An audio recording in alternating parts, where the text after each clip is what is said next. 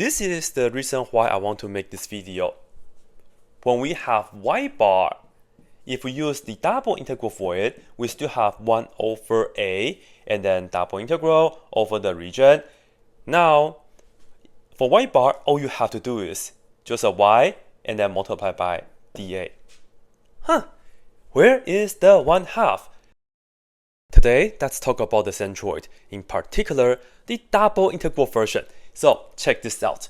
Firstly though, these two are the formulas that you might have seen them from calculus 2, and we just use a single integral to figure out x bar and y bar.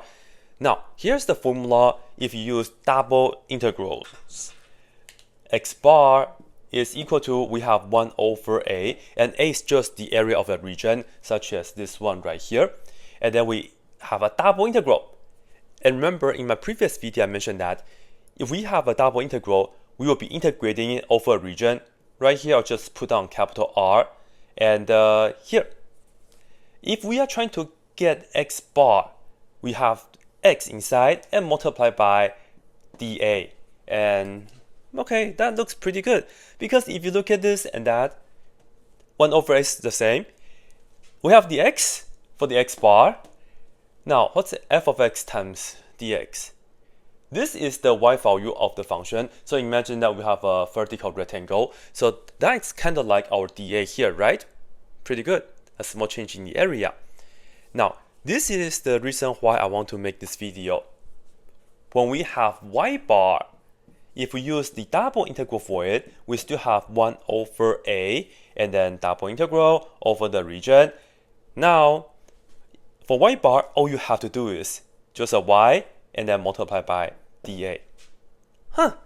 Where is the 1/2? It's true that we have a 1/2. In fact, here, f of x squared. Okay, this means like f of x times f of x. And then we also have the dx. So this is kind of like the dA, right? The differential area, that kind of thing. Okay, but there's a 1/2, but this one we don't. Why is that though? Check this out. So firstly, let me explain why we must have the 1/2 here. The idea is that when we are given a function that says y is equal to this, if you want to find the centroid, you have to break down into pieces. And the way we do it is we can draw a vertical rectangle like so. Because once we have a rectangle, we know exactly where the centroid is. It's just literally right in the middle. So like this. Now let's do some labeling. This is just a small change in x, so we can label that as dx. And then this right here is just the vertical distance. We can just call that y. Now, just remember this, when we have x bar, you have to divide it by the whole area, so that's the same thing. And you can just think about centroid as like the weighted average. And what you have to do is, you have to sum up all the distance times area. And that's pretty much what this integration is for. And then divide it by the whole area. For the more detailed explanation, you guys can check out my previous video where I show you a more concrete case with just rectangles and how you can put them to pieces. Okay, what's the distance though? It's just x. So where's the x? You just go horizontally from the y-axis to here. That is the x value. Yeah? And you might be wondering, this is dx and then we have a little bit more, right? Don't worry, because dx is super small. We can ignore this part right here. So the distance is just from here to here is x. And now, what's this? Well, it's just the area of this red rectangle right here. And that's particularly y times dx. So it's kind of like the differential area.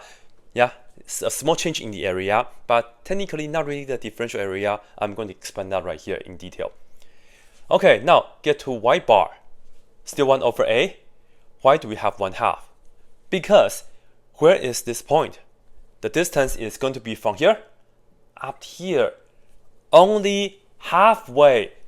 Because when we have a rectangle, it's only halfway.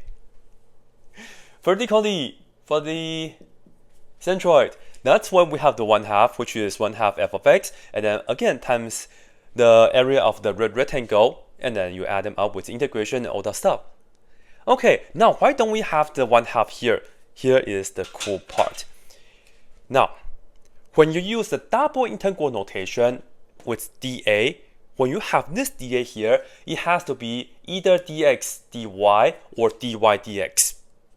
Extremely important. In the double integral situation, this must be dx dy or dy dx in the rectangular coordinates, of course. So when we want to draw like the small pieces, it's not a rectangle anymore, but it's just like a small, not like the whole rectangle like this. It's a small rectangle where we have dx right here. Let me just put it down like this. That's dx. And then maybe you have a dy part right here. That's dy. And you have that.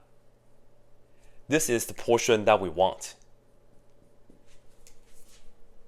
Now, this is also a rectangle, and the centroid is, of course, once again, right in the middle. Now, for x bar, what do we do?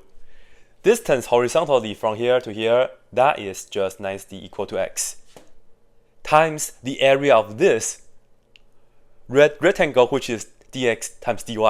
And then, for the y bar, what do we have?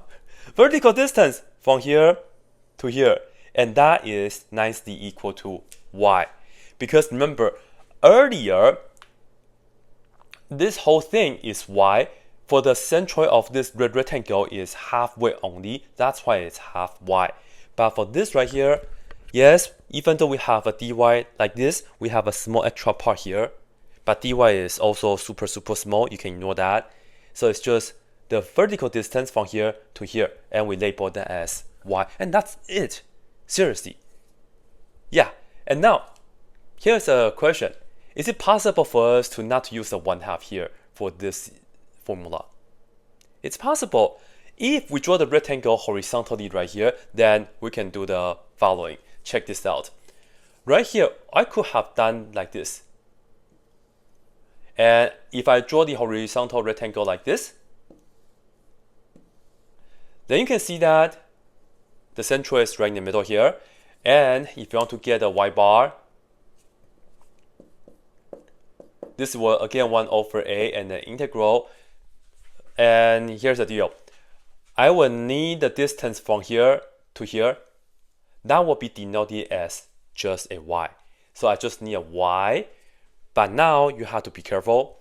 This time though, this right here is dy, because it's a small change in the y-axis. And then this distance, the whole thing, is x.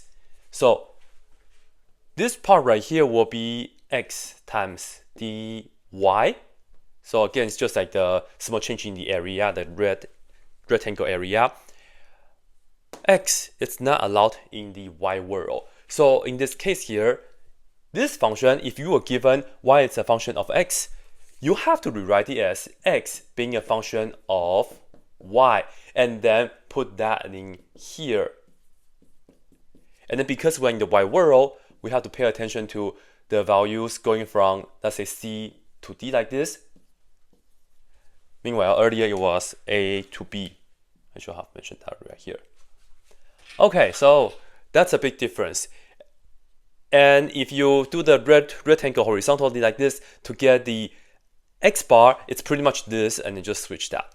So now, I want to show you guys an actual example to find the centroid of this region here with double integral, because you can also see that once we compute the double integral, this also comes out pretty quickly. Okay, here we go. X bar is equal to 1/a and then double integral and then over the region.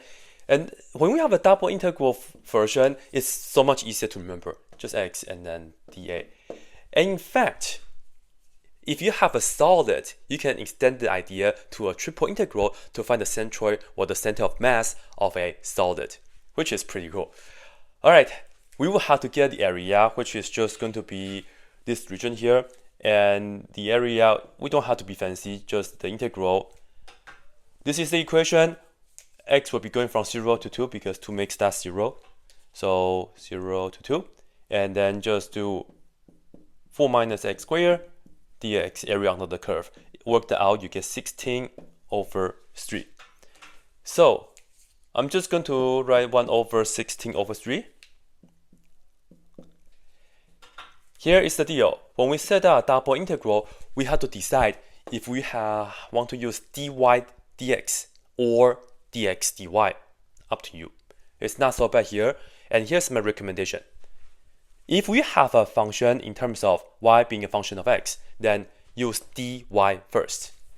So I will keep this x here. And then for this, I will have dy dx. Now, we are in the y world first. From where to where? Y is the vertical axis. We have to look for the bottom function up to the top function. The bottom is just the horizontal line, y is equal to 0. The top function, we have this already, 4 minus x squared. Then dx, the left end value up to the right end value, which is 0 to 2. Are we ready to integrate this? Sure. Integrating x in the y world, we get x times y because x is like a constant. And then we will have to plug in 4 minus x squared into here and then 0 into here. So if we have done that, the outside integral stays. And we just get x times 4 minus x squared. And does this look familiar? 1 over a integral a to b x times the function dx, just like the single integral version. Alright, and then I will leave the rest to you guys. If you work that out, you will get 3 over 4. Now let's do y bar. Alright, here we go. Y bar, we have 1 over a, which is 1 over 16 over 3, and then double integral y, and then dA, let's just use dy dx. Because once you use this, the limits of integrations are going to be the same, just like what we did earlier. So dy, so this to that, right? 0 to 4 minus x squared, and then x going from 0 to 2. Now, check this out. If we do this integral inside out, integrating y in the y world, we get 1/2 y squared. Doesn't this look familiar? And then we have to go from 0 to 4 minus x squared. The moment we plug in this into here, you see that we have the 1/2 times the function square.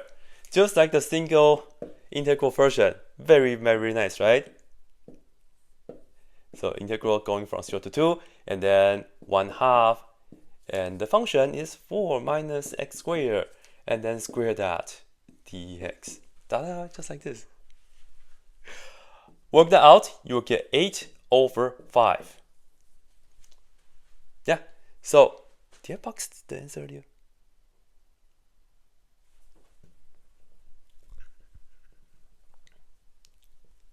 Yeah, you'll get 8 over 5. So therefore, for the x bar, y bar, 3 over 4 to 8 over 5, maybe somewhere here, the answer is just going to be 3 over 4, 8 over 5.